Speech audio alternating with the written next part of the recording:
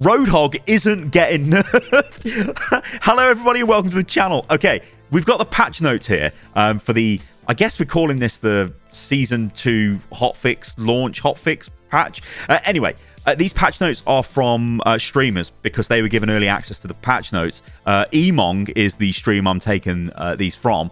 And yeah, go and check him out. He's an awesome streamer. He's a great tank streamer, very chill. I actually met him, I think, at BlizzCon 2017, I want to say. Maybe 2018, I don't know. I've been to that many of them, I just forget. But yeah, he's a cool guy. Go and check him out. Anyway, these are the patch notes. Before, I guess, we go into detail on them, let me just rail off very quickly what they are, just in case you super want to know before we get into the video. But yeah, Doomfist gets nerfed. There's a buff for Orisa. Ramattra gets buffed. Sojourn gets pretty good nerfs as well. Ana gets a pretty ridiculous buff. Tracer gets nerfed. And Kiriko gets a nerf. Anyway, let's get stuck into it. Doomfist Rocket Punch cooldown increased from 3 to 4 seconds. Now, remember what they've done to Doomfist. They front-loaded his damage into his fist. So it's no longer about smashing people into walls. It's just punching them in the face with an empowered fist. However, what they're doing is increasing the cooldown by 1 second. That means less punching in the face.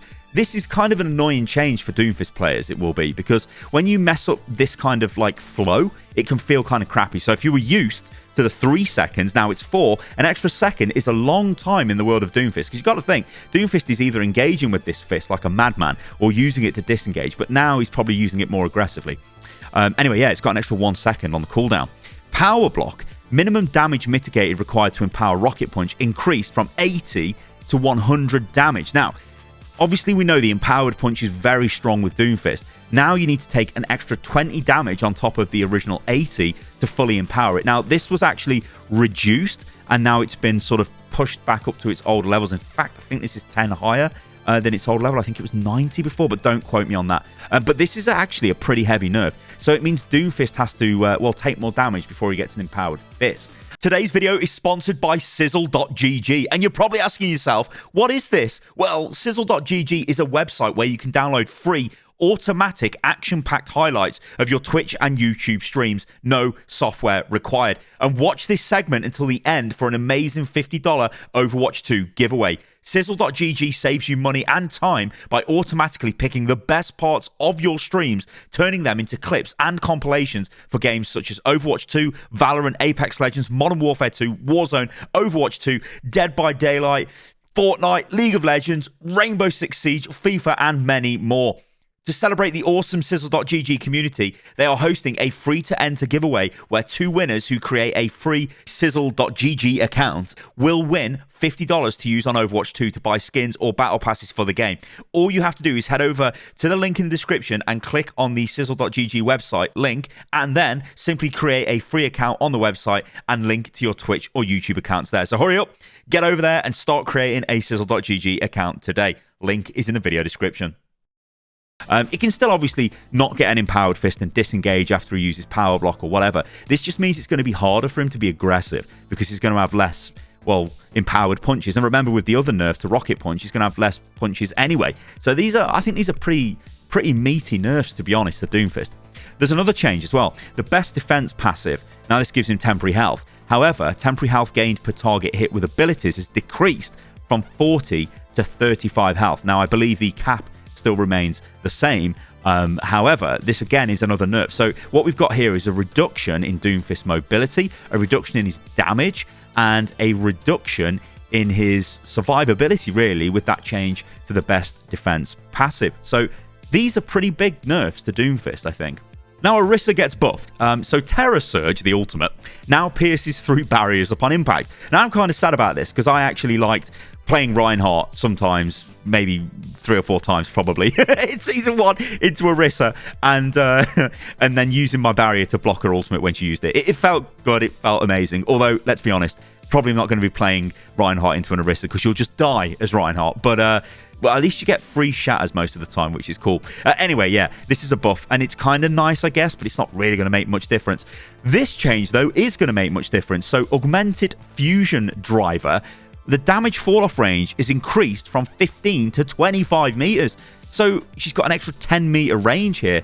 This is actually quite considerable. So this is going to make her damage way better. Obviously, you need to land the shots, but it's going to be way better at that medium sort of range, that 25-meter range. Now, it's got to be said with Orisa, if you are attacking the Orisa, so if there's an Orisa on the enemy team and you're firing into the Orisa, you're not playing Overwatch right. Just ignore the Orisa. I know she's frustrating. She can throw an energy spear or javelin and interrupt people, and she just never dies. And yeah, she's just always there. But if you're focusing her down, then you're playing into her hands. You just basically ignore the Orisa and run past her. This change to the fusion driver, though, means that you kind of got to be careful now, because she can do damage to you 10 meters before you were used to getting slammed with damage by it. Because obviously you've got to remember, when you're outside of that fall off range with Orisa, she's doing absolutely no damage to you at range. It's just tickling damage. You don't really care.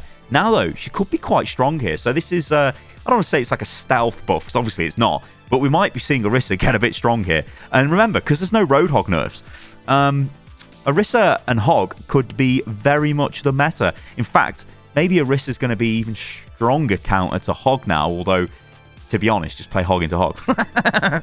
Ramattra, all right then, the new boy on the block. Nemesis form, movement speed increased by 20%. That is massive. That is absolutely massive. So we know what his weaknesses are, and it's mainly movement speed related. They're just literally giving you a 20% movement speed buff in your Nemesis form. Now remember, you do lose speed boost. Well, you don't lose speed boost, but you lose speed when you go into Nemesis form compared to the Omnic form, I believe. Actually, can I even say that? I think you do. Yeah, it slows you down. No, block slows you down, doesn't it? Yeah, I might be getting confused. I think it's when you block, you slow down. I don't think Nemesis form gives you that. No, okay, so let's just roll with it anyway. You get a 20% movement speed buff when you're in Nemesis form. This is good because it means that you can get into combat, close range combat, because you need to be into combat quicker. Now, obviously, a little speed boost like that is kind of nice. It means you can use Nemesis form a little bit earlier before you get into a fight. That's pretty cool. Armor bonus increased from 150 to 225, making him a lot more tanky, which is absolutely crazy. Because remember, block, when you use block as Ramattra, you never die. You literally never die, but it's only really there for keeping you alive. Apart from that, you kind of struggle to find sort of value with block. You can kind of find yourself out in the open in a lot of places where you're not really getting tons of value.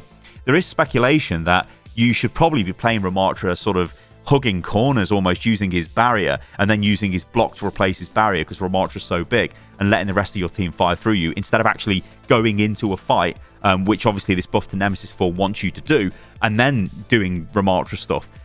Because block's not as effective if you're just in a fight, because they can sort of not look at you, not shoot you, or even shoot you in the back if the fight's getting really spread out. There's also another buff. Now it's the Void Barrier. Cooldown reduced from 15 to 13 seconds. This is actually really big, because this means you can drop Void Barrier for its full duration. Then you can go into Nemesis form, and when you come out of Nemesis form, remember Nemesis form is 8 seconds, you will pretty much have a Void Barrier immediately ready to go again. Of course, you'd use that, and obviously you'd need to wait for the cooldown on Nemesis form to come back before you could go back into it. But that adds quite a lot of extra defensive capability to Ramattra, so that is a pretty big buff. Now, there's no change to Ravenous Vortex here, which is a bit of a shame. I would have liked to have seen Ravenous Vortex change, but maybe we'll see something like, well, maybe that changes in the future. I don't know. Let's move on anyway. Sojourn Railgun primary fire spread increased by 28%. Now, this obviously means the spread as you're firing the primary fire, it's larger, so it's harder to focus the damage from it on a single target, especially at range. So it's become more like a spray and pray weapon, or it was kind of always like that anyway. But this just means you probably won't get your railgun charged as fast with it, because you're just spraying shots over an area and they're not as focused as they were. Of course, against larger targets, it probably won't make a difference, but against like smaller targets, it probably will. Disruptor shot no longer slows enemy movement.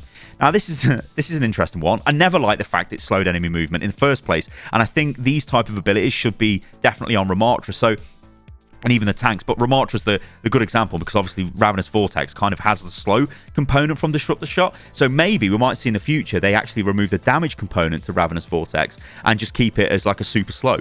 That could be one option for that, or even make its slow effect better. But yeah, for Sojourn, the reason why she had the slow is to allow her to line up railgun headshots easier, which is kind of crazy because, well, that was maybe not the hardest thing ever anyway.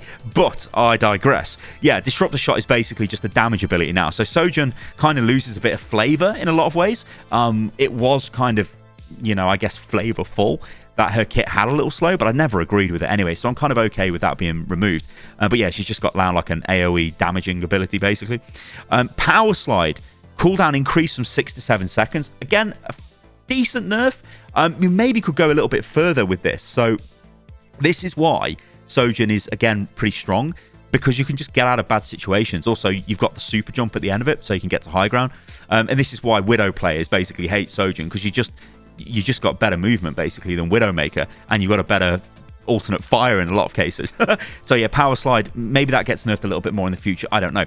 But those are the Sojourn nerfs, and I think they're fairly decent, but we're still going to see a lot of railgun headshots from Sojourn players, especially when they're getting mercy damage boosted. Tracer. Okay, so Tracer's pulse pistol, the damage has been reduced from 6 to 5.5. Now remember, it was 5 and they increased it to 6. So what we've got is a 0.5 reduction. I think they're just trying to find a sweet spot here. Again, I think this is fine. Like, Tracer was doing a ton of damage, and that extra 0.5 reduction per shot could actually make a difference. Again, I think they're going to need to check this out and see how it plays in game. But yeah, Tracer's definitely been a bit of a terror in the game at the moment, especially with the damage she can output onto certain characters. Like, if you're playing a Zen into a Tracer, you're dead. You were dead anyway, but you're just doubly dead now. So yeah, we'll have to wait and see what goes on with this. But Tracer still is probably going to be fairly decent, so I wouldn't just throw her away just yet. Ana. Okay, Ana. Biotic rifle. Damage and healing increased from 70 to 75. That is actually quite big. So you've got an extra 5 healing and an extra 5 damage. Now, I like the healing increase, but I think the damage increase might be a little bit more appealing, because this means that suddenly you can start, like, you know, you land 2 shots on a Farah. Well, that's some tasty damage, that is. It's an extra 10 damage than it would have been before. It's very nice. So, yeah, I think this helps you duel as well. So it actually helps Ana's survivability quite a bit. Of course, you've got to land the shots, and it's nowhere near as survivable as, say, Kiriko being able to teleport away, or, you know, Moira just being Moira. But it is a start, and I think this is decent, and I do like that change. Now, Biotic Grenade. This is a big one. I didn't think they'd do this, but this is like a massive buff, an absolutely massive buff. So effect duration increased from 3 to 4 seconds. It's only 1 extra second. Now, in the context of Ana, I get 1 second is a bit of a meme, because yes, we've took 1 second off her sleep cooldown. Excellent. Yeah, okay, great. No one cares. But actually, increasing the duration of Bionade from 3 to 4 seconds can be match and game changing. You throw that offensive grenade into the enemy team, an extra second can be life or death. So I think this is massive, absolutely massive. Of course, as well, this applies to the healing boost it gives to allies as well. So this is just a really big buff, I think, for Ana. Obviously, she's still going to suffer with her movement problems, because she's always going to have that. That's part of her like inbuilt weakness. But yeah, she's got an extra 1 second off a sleep from the previous patch, but now she does an extra 5 damage or 5 healing per shot, and she's got an extra 1 second on a nade, which I think is the big news here, because that's actually massive. And finally, we've got Kiriko. So Kiriko's protection Suzu, invulnerability duration reduced from 1 to 0.85 seconds. So it's only a 0.25 second reduction here. But I will say this. Kiriko is absolutely mega in 5v5. And when you come against the good Kiriko, when they use their protection Suzu, it is horrible. Like, when they use it well, right? You're about to go for that kill. I've been playing quite a bit of Roadhog because I'm terrible. But like, I'll hook someone, yeah, I'm going to kill them. Oh no, they've been protection Suzu'd. I guess I'll just won't kill them, and it's like, so I'm all for a bit of reduction in that. But also, abilities that just make you invulnerable are like, they're a bit cheap in Overwatch, really, to be honest. And it's kind of shocking that we did get another one with protection Suzu, considering we've had all the problems with Lamp all the years. But yeah, it's a nerf to Kiriko, and I think it's kind of okay. I'm not sure we'll see any future nerfs come into Kiriko. Maybe we will, because I think she's still going to be meta after this. But yeah, we'll have to wait and see. All right, guys, so there you go. Those are the patch notes. Obviously, ridiculously, there's no Roadhog nerf, which just seems crazy. So we're definitely going into a Roadhog Orisa meta here. I think Doomfist will still be kind of okay. But yeah, and Sojourn's probably still going to be there, because the actual rail shot hasn't been changed. So that's still going to be powerful. Ana, though, could be coming into the meta as well. And of course, Ana's a fairly decent counter to Roadhog. So if he's prominent, more sleep darts obviously helps a little bit against that. Anyway, there you go, guys. I hope you enjoyed it. If you did, let me know what you think about all of these changes in the comments below, and I'll catch you on the next video. See you soon.